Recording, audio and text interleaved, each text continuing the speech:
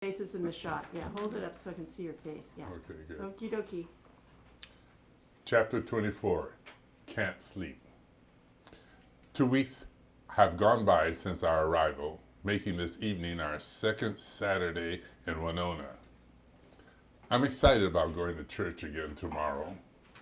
We all take baths just like last week and clamber into bed. Mom and Aunt Myra in pink and white nightgowns stop to look in on us.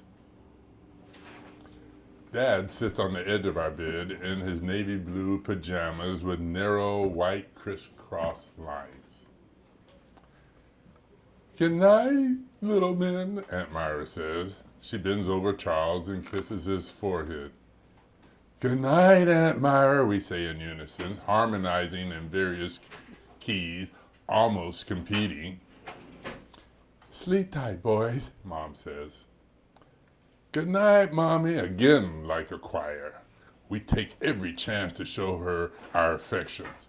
Charles ups the ante, saying in his most charming voice, "I love you, Mommy.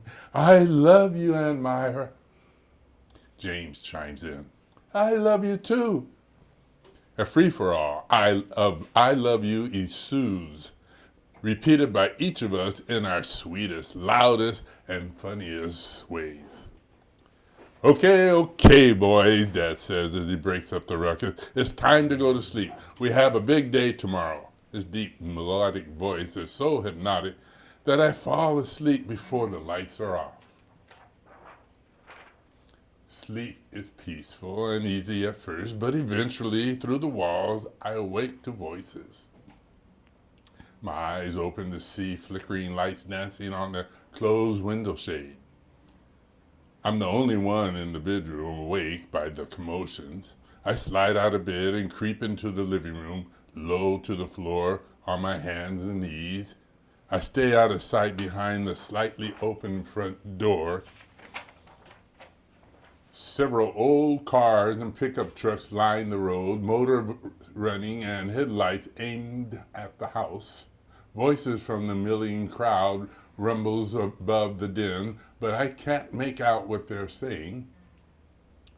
Though most are men, a few mothers holding small children by the hand, and a smattering of teenagers stand next to cars and pickup trucks and against the fence in the yard. 2 actually sit on the hood of our Packard, and 4 sits on its roof. None of these people live in this neighborhood. At least I've never seen any of them come to the store. Who are these people? Why are they here? Why is that man kneeling on the ground? I recognize the blonde girl and 2 young boys from outside church last Sunday. They sit on a low-hanging limb of the catappa tree. A fat boy with stooped shoulders straddles a smaller limb just a few feet off the ground, and a tall, slim boy sits on a limb that reaches towards the store. Most are dressed in ordinary farm clothes, but 6 wear white robes, 2 of them bareheaded, while the others have pointed hoods and carry flickering torches. The orange light of the torches rage across their face. The acrid coal tar pitch from the burning wood assaults my nostrils. The light over the door illuminates Mom and Aunt Myra holding on to each other at the far end of the porch. I can't think why they're standing there. I follow Mom's gaze past the crowd to a grassy area outside the open front gate.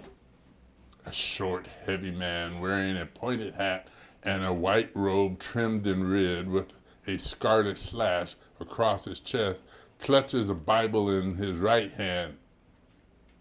He stands above someone kneeling in front of him. Nothing makes sense. Through a sleep-clogged haze, I strain to hear what the fat man says. "Y'all know who he is, nigga," he bellows. He hooks his thumb in the slash and lifts the Bible into the night sky.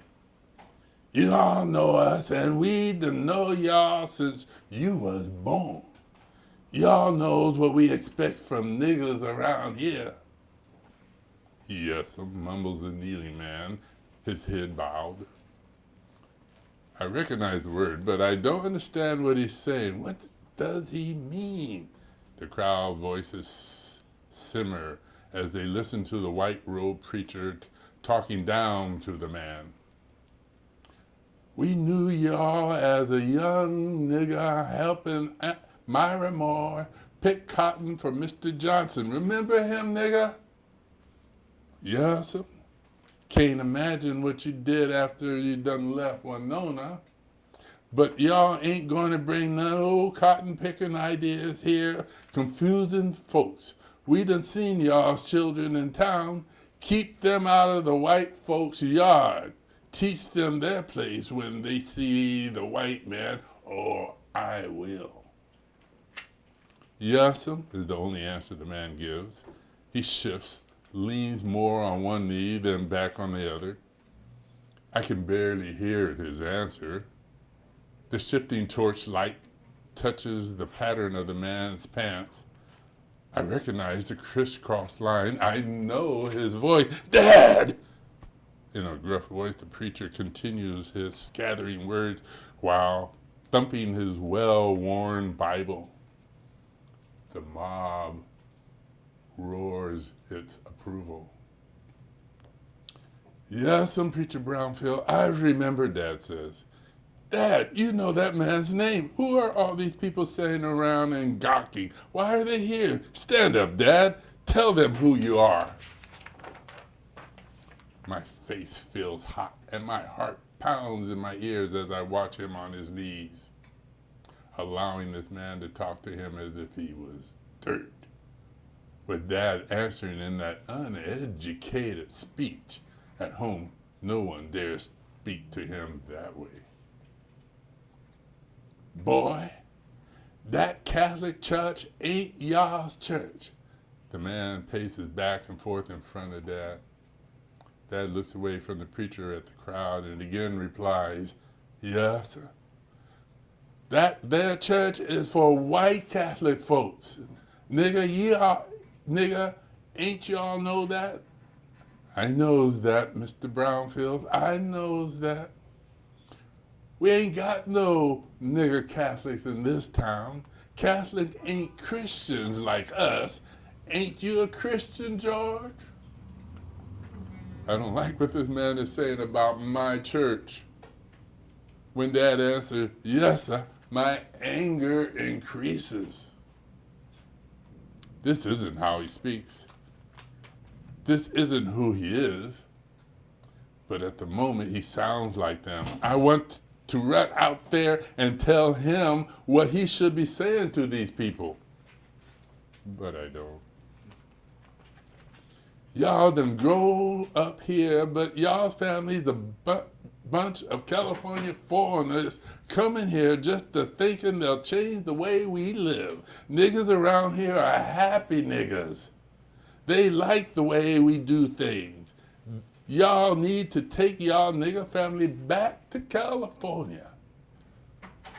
Other than a stray cough, the people shifting, silence settles for a moment. Nigga, yes'm. Y'all see that there old catappa tree yonder? The big bully points to the tree where 4 boys and a girl sits. If y'all take the family to that there church again, we're going to tie a noose around your neck and leave y'all nigger hides swinging back and forth right there. Y'all hear? I clench my fist and almost scream, say something, Dad, stand up. Show these people that you're better than them. I don't want to be here in Winona. I wish you'd never brought us here. Y'all one lucky nigger this time, George. Do as I say, 'cause if you don't, y'all's ass is mine. Yes, son. Stand up, nigga. Dad struggles off his knee to his feet. his shoulders drooping and his eyes still downcast. The preacher turns to the spectator and lifts the Bible above his head. Many of the crowd press around the preacher, while a woman, who is also dressed in a white robe, places a torch in the man's hand. He waves it in a wide, slow circle above his head, showing its flame to the people in the back. The Lord has given me a vision. The power above and in me will keep them Catholics away from our niggas. This nigga knows his place, ain't with those folks. We got a cross to burn at a church. And then he struts away. The youth slides off the cars. One of them bangs the hood with a crowbar. Another spits at Dad. I hear low muttering as the crowd disperse. Someone throws his torch on the ground and walks away. Those not walking climb into their old jalopies and drive off. Mom lets go of Aunt Myra's and hurry to Dad. Someone trips her, causing her to fall flat on her belly. No one helps her. She lays there for a while. Dad, still hunched, watch her struggle to her feet, come to him, and wrap her arms around him. Together, they watch the surging lights recede with the people, then turn to the house and slowly push through the gate. Aunt Myra picks up the lit torch off the ground and faces her house. She looks to the ground, puts her hand to her forehead, and walks back. I crawl back into the bedroom, hoping no one sees me. I listen for Mom and Dad to come in the house and hear the door open. I climb in bed and close my eyes tight to hold back the tears. Chapter 25, Pretense. The Sunday sun is finally above the eastern horizon. I get dressed for church and sit on Aunt Myra's hope chest by the window. My brother awakened and James help Charles find his clothes. After they're dressed, they hurry out of the room. I move to the bed's edge, look at my hands, not thinking, not moving, not anything. Michael pokes his head in the door. We're ready to go, Gaylord. I haven't dressed and take my time to ready myself. Mom and Dad look hurried, and Myra is still in her room, and my siblings are outside. Joining them, I wipe my hands on the car hood and feel the dent. My brothers are jubilant as they pile in on top of each other, competing for their favorite seats. Last, I find a place in the back and place Mark on my lap and cling to him. The car seems to groan when Dad turns the ignition and eases onto the dry gravel road. We're going to church in Greenwood this morning. His voice is slow and heavy. It's going to take us a while to get there. It's about 28 miles away. Neither of my parents say anything about last night. Dad continues talking about Greenwood. I lose interest. My stomach's in knot. I wonder if he can see my pain. We finally arrive in Greenwood. Dad finds the church and pulls into the lot. It's crowded, so he drives to the back before he finds a parking place. We're in time for the 10 o'clock mass, he says. Mom takes Mark. I wait in the car and watch Dad lead them along the walkway to the church. Climbing the step, Mom wrenches, grabs the banisters, and touches her stomach. Dad takes her arms, and they follow my brother. The church is a red brick building with a tower where a bell chimes the call for the mass assembly. Colorful flower beds edge the walkway. Shrubs grow along the building's wall. Across the street, huge black wrought iron letters above the playground announces Immaculate Heart of Mary Community Church. just like in San Diego, colored parishioners and white mingle. As Dad and Mom guide my brothers to the entrance, several members say, "Welcome." A white woman standing at the door says to Mom, "You have some handsome boys." Her smile is full of genuine warmth that I know better to trust. I enter after my family has found a pew near the front. I wait in the back.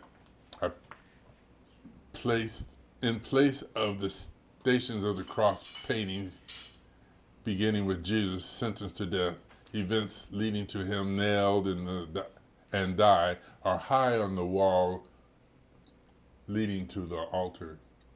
I bow my head in front of him being nailed to the cross. I find my way near the front and sit next to Mom. She looks at me in her gentle way, caressing my knee. Mass slips through time and ends in an hour. Afterwards, she takes us for a walk on the school grounds.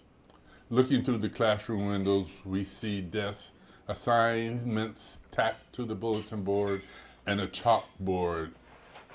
The alphabet is colorful lettering above it. "Just like our school," Michael says.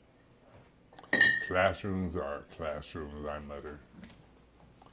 On the way back to Winona, I barely see the aspen trees, the open fields, or listen to my brothers prattle on and on. I just want to leave this place. "I like the girl in the square dancing dress," James says to Philip. "She says she's going to school here," Philip replies. "Mom," Mike says, "I like it here. If we move to Mississippi, I want to live in Greenwood." "Not me," James says. "I like our school at home."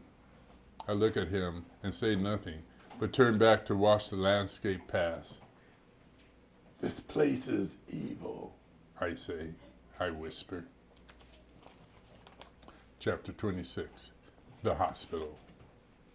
Dreams change visions of clashing colors and burning images. It isn't clear where it ends and Dad's demands begins. He shakes me. "Wake up, son. We're taking your mother to the hospital." In a drowsy stupor, I have no questions but stumble from bed, pulling my trousers over my pajamas, and without shoes rush onto the porch. Aunt Myra stands near the door in her robe, one hand to her mouth, the other circles her waist. Dad runs behind me to the car and opens the front passenger door where Mom is seated. She's slumped on the seat. I brace her so she doesn't fall out. She moves over, and I scoot onto the seat next to her. She moans something I've never heard her do before. A green robe is tucked over her shoulders like a shroud. Dad starts the car. Mom's flannel nightgown is bloody around her thighs. "Your mother is hemorrhaging," he tells me. I listen to her breathe and try to be as strong as Dad would want me to be. She rests her head on my shoulders and I hold her hand. Dad speeds through the neighborhood.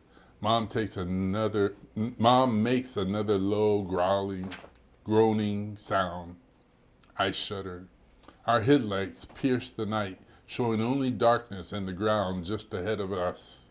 The car bounces at every pothole on the dirt road. Mom sweats. My pajama top is already damp where her head lies. I want her to be comfortable, so I stroke her wet hair, not knowing what else to do. It doesn't take long to arrive in town. Dad stops in front of a light, bright red and white letter that spells out Winona Hospital Emergency. Insects dart in and out of the light. "I'll be back with a wheelchair," he says. We wait in the car and I watch him open the front door and enter. Mom's heavy breathing is all I hear.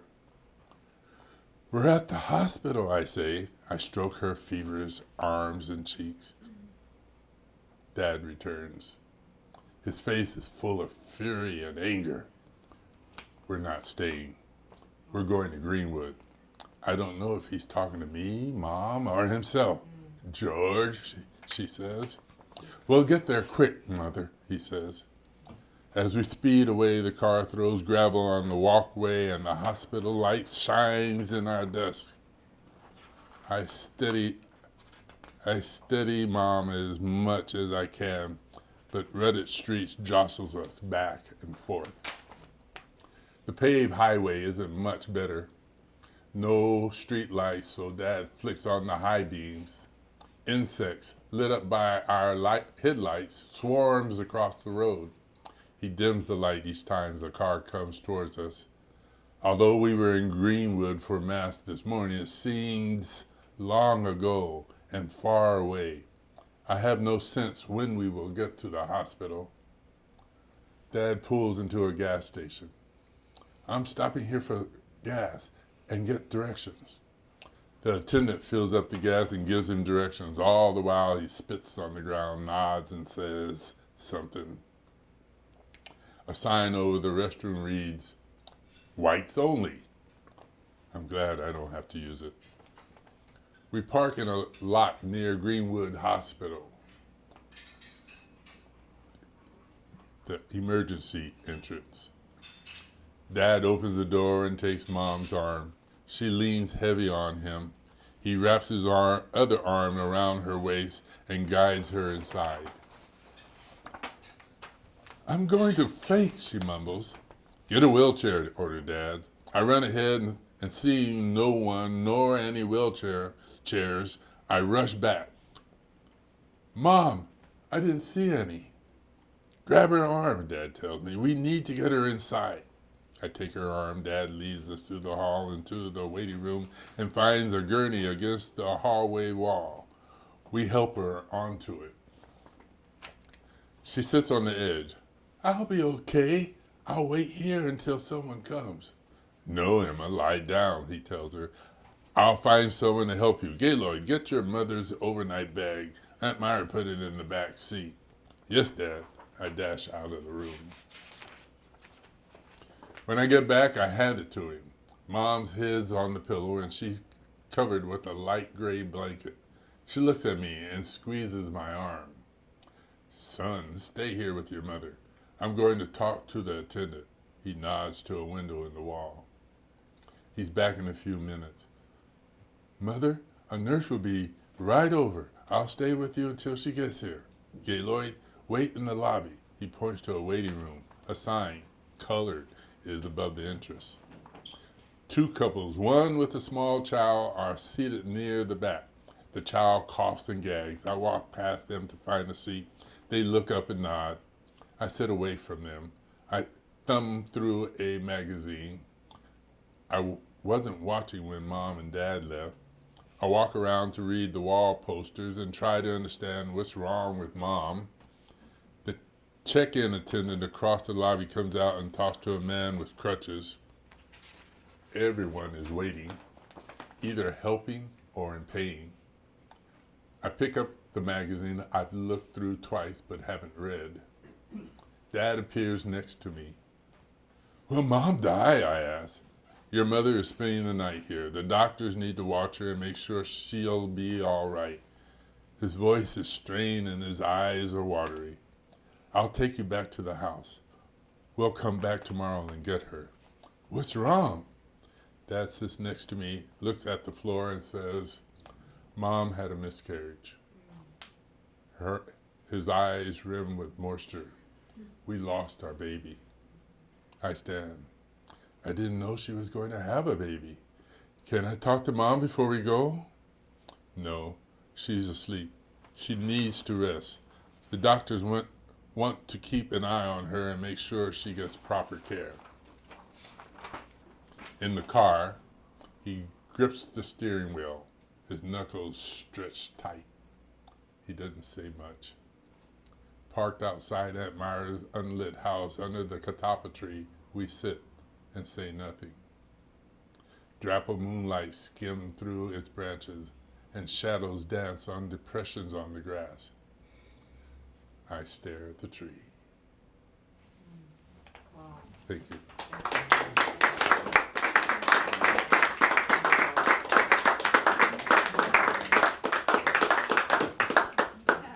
Okay.